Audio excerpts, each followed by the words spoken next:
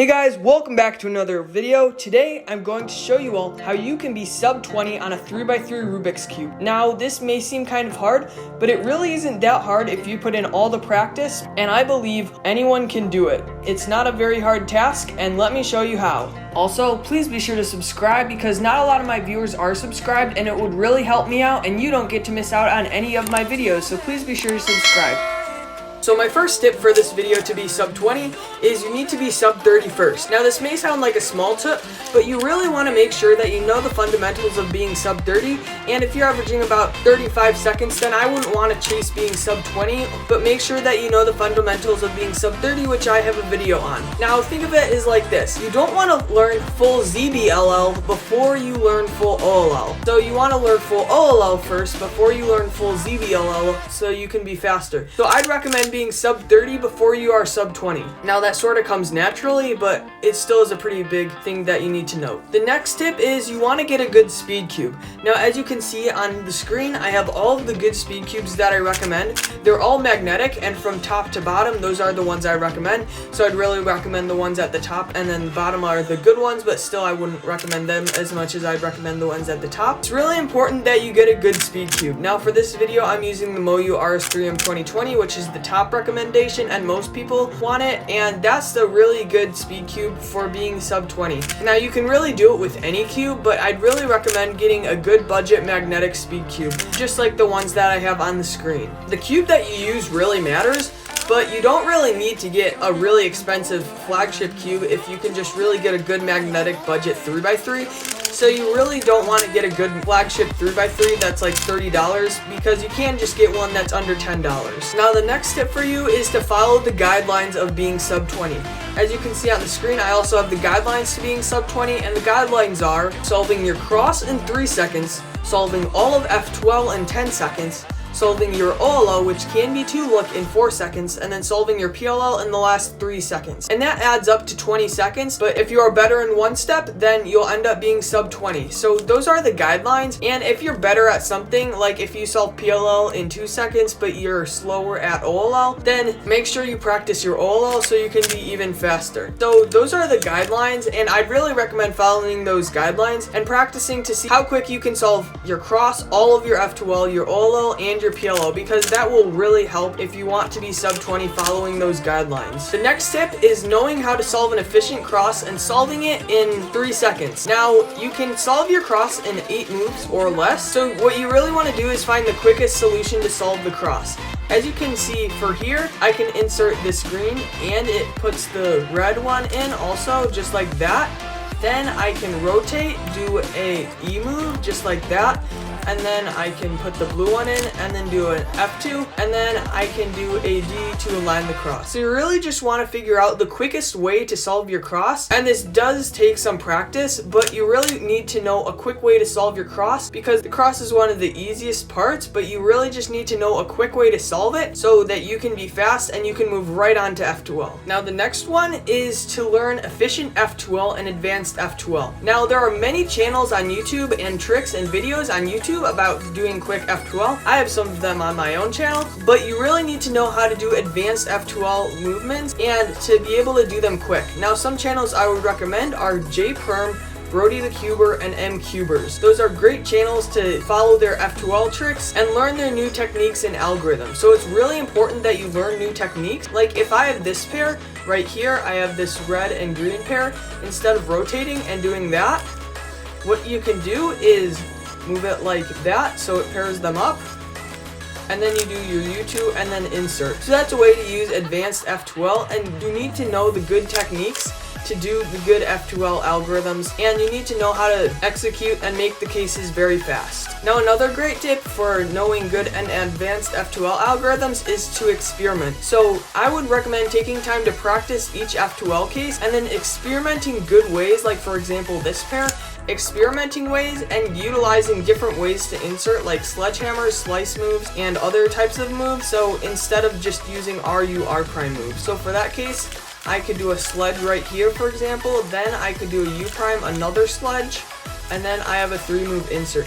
So I'd recommend utilizing the sledgehammer and finding other ways to insert interesting pairs. The next tip is each individual F2L case can be inserted in only one rotation. So you don't need to rotate twice to do each individual case, you only need to rotate once. Now some speedcubers find different ways to solve cases instead of rotating, but still sometimes there are hard cases that you have to rotate for, so don't think that you don't have to rotate. You still do have to rotate in most cases, but you only need to rotate once, so you don't need to rotate twice. So for example, if I have this pair, I can take it out, then I can do a U, rotate, insert, but you don't need to rotate twice, you only need to rotate once. So that's a trick that most people know, that there's other ways to insert, so you don't need to rotate twice. And also, less rotations means less time, so you want to minimize the cube rotations that you make. The next one is have muscle memory for each F2L case.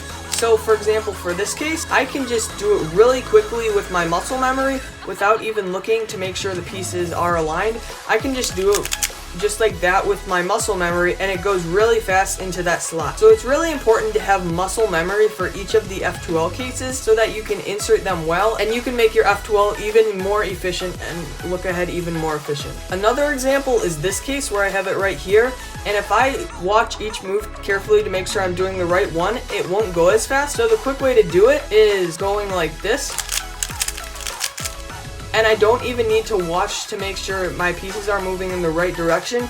You just need to have muscle memory for each individual case. Another very important trick that a lot of people should know how to do this better is inserting pairs into the back slot. So if I want to rotate to have the slot in front, that wouldn't be the right decision, and I tend to use the back slot more, and I don't mind inserting the back slot. I tend to like inserting the back slot, so I have it easier for the other pairs, but it's really important that you insert the pairs into the back slot so you can look in the front slot. So if I have these two slots open and I have this pair and this pair, if I want to solve this pair, how I do it is I pair it together just like that, and then I can insert it into the back slot while watching this pair so I can see their movements and know how to pair them. So it's really important that you know how to quickly and efficiently insert the pair into the back slot easily so that it's easier to move on to your other pairs. And that's a trick that not a lot of people know, that a lot of people should know how to do better. Another important trick is to know how to use both hands in F2L. Now some people only use one hand, which isn't good. You should know how to use both hands efficiently so you can insert pairs more easily. So if I have this pair, I can take it out just like that so it's already paired together, and then I back insert with my right hand. And it's really important, for example this case again, that you know how to insert it into the back slot with both hands so that you can accomplish more things and you can go quicker. So it's really important that you know how to use both hands in your F2L so that you can be much faster and you know how to use both hands for the same tricks. Another important trick is that you do slow solves and metronome solves. So slow solves, just really make sure that you're following and watching every move so you don't go fast. And then I can do slow solves just like this. And they're really just simply solves that are really slow so that you can practice your look ahead more and do your pairs easier. So in the end, you can really become faster with your look ahead. Now, a way I would recommend doing this is using a metronome, and there are many metronome websites and apps that you can use. So for example, if you set the metronome at 1 beat per second, then it can help you practice your look ahead, and you will be turning 1 turn per second. So you basically just turn whenever the metronome makes its sound, so then it will help you practice your look ahead. And I found this as a really good way to practice your look ahead is by using a metronome. So my next tip is to start learning 2-look OLL, and the way you do that is you solve each OLL individual case in 2 algorithms, just like this. And I'd recommend learning 2-look OLL because it will make you much faster, and this isn't really a recommendation, it's more of like required. Like you can't really be sub-20 without learning 2-look OLL, so you need to make sure you learn 2-look OLL, and it still will be kind of hard to be sub-20 even with learning 2-look OLL. So what I'd recommend doing is learning full OLL, where there's about 60 algorithms, and you can solve each individual case using one algorithm just like this. And what I'd recommend doing is starting with the dot cases. So the cases that have the 1 dot in the middle, no edges, I'd recommend starting with the dot cases because those ones are very intimidating. So I'd recommend learning the dot cases first because that will help you in the long end. And I started learning the dot cases for Tuluk Ola, and that helped me in the long end. So I'd recommend learning all about 8 dot cases because that really helps instead of learning all the other cases before you learn the hardest, which are the dot cases. My next tip for you is to learn full PLL. So that's about 20 algorithms that once all the yellow is solved, you use one of those 20 algorithms to permute the rest of the layer and to make the whole layer solved. So for example, this is an F perm,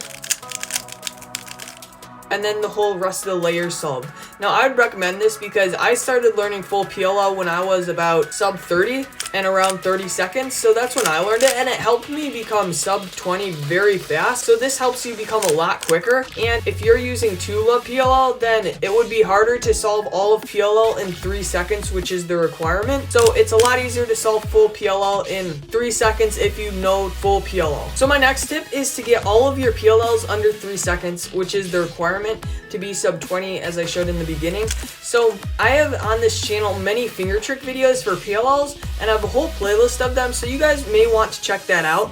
It's all the finger tricks for each individual PLL, so you guys may want to check that out, and I'll also be making more videos for that playlist, so make sure to check out my PLL playlist. Now the requirement is 3 seconds, and the best way to get all of your PLLs very fast is to just spam the algorithms. Now NPerms are the slowest, and even I'm slow at NPerms. Like, I can solve them in about 2 seconds, but all of the PLLs besides NPerms you can easily do in just around 2 to 3 seconds. And if you're fast at them and if you really practice them, then you really can get them done very fast, just like I did with that H-perm. So you can get a lot of your PLLs done really fast if you keep spamming them.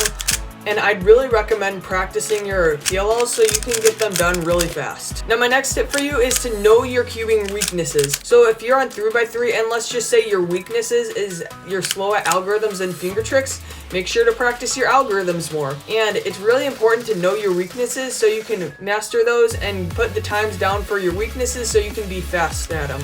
And the best way to know your weaknesses is, for my next tip, is to videotape your solves. Now this can be simply setting your phone camera up or something like that, and it will help you videotape your solves if you just set your camera up to watch you do your solves, and then you can break your own solves down and see what you could improve on. Now my next tip for you is to watch example solves. So if you search 3x3 example solves on YouTube, you can see many example solves, beginner to intermediate level. So you can watch all of those example solves, and that's really important because that's a very easy and good way to make your times improve, because you can see how top level speed cubers break down solves and how they would solve pairs, for example, and you can watch them do solves and learn from those tips. So I would really recommend watching example solves on YouTube. Now my next tip for you is to research on YouTube for tips. So you're obviously watching this video on YouTube and you're seeing these tips, and I have many tips on my channel, but here are some channels on this side of videos and channels that are very good for tips. There's a lot of channels out there, and YouTube has grown in the cubing community a lot lately, so I'd really recommend watching the tips and videos that cubers make so that you can see how you can improve with those tips. So my next tip for you is to use a good timer. Now if you just hand scramble, that's not the way to grow. You really need to use actual scrambles that you might see in competition. So if you're using your computer, everyone uses this app called CS Timer, and you can go to the website or you can download it, but I'd really recommend using CS Timer, and that's what a lot of people use on their computers for doing solves, and you'll see that a lot in the cubing community. A lot of people use CS Timer, and I'd say at least 90% of cubers use CS Timer to time their solves, and it's the most recommended timer app. So if you're using your computer, make sure to download CS Timer. The next thing is, if you're using your phone or mobile device, what I would recommend using is this app called Chow Timer, which I use. I hope I'm pronouncing it right, but I use that a lot because if I'm cubing wherever, I don't want to bring my computer with me, so I just use my phone. That's another recommended app for cubing, and you can make sessions and do a bunch of things in Chow Timer where it shows you all your statistics and it saves all your solves and gives you scrambles. Now another app I would recommend is called CompSim. You also can get this one on your phone, and it basically makes you give yourself a target. So for example, if I wanted to beat the time of 20 seconds, what I'd do is I'd put that in, and then I could see how I can beat 20 seconds, and then it'd give me scrambles. and then it's basically determines your average of 5. So if your average of 5 is under 20 seconds, then it'll tell you, and it'll basically tell you and help you determine your average of 5. So that one also really helps because it determines you to beat a time, and if you want to beat a time, that's what I also recommend. If you're wanting to train your PLL and OLL skills, then I'd recommend the two sites bestsiteever.ru and jperm.net. They both have PLL and OLL trainers that you can use that help you train your OLL and give you scrambles, and also help you train your PLL, so it makes it very quick and easy for you so you can practice those cases. My next tip for you is to practice and use your cubing time wisely. So this would mean doing deliberate practice, which is basically focusing on your weaknesses and focusing on the things that you really need to improve on. And the way that you would do this is, for example, you do 50% solve, so just using your timer and solving 50% of the time, 10% learning new techniques and algorithms, so it's really important to learn your new techniques and algorithms, 20% on doing slow solves and practicing your look ahead, and then the other last 20 on practicing your weaknesses and making sure you're efficient and using your weaknesses. Now you can do more or less of one or the other, but that's a basic schedule, so I'd recommend using your cubing time wisely with those tips, and make sure to practice using your time wisely when cubing so you can be sub 20 quicker. Hey guys, thank you so much for watching this video. I hope this tutorial helped you a lot in becoming sub 20, and I hope you can become sub 20 real soon. These are some of my tips that I learned and that I should have implemented when I was practicing to be sub 20, so I really hope these tips help you so you can be sub 20 quicker. Thanks for watching, and I'll see you guys all next time.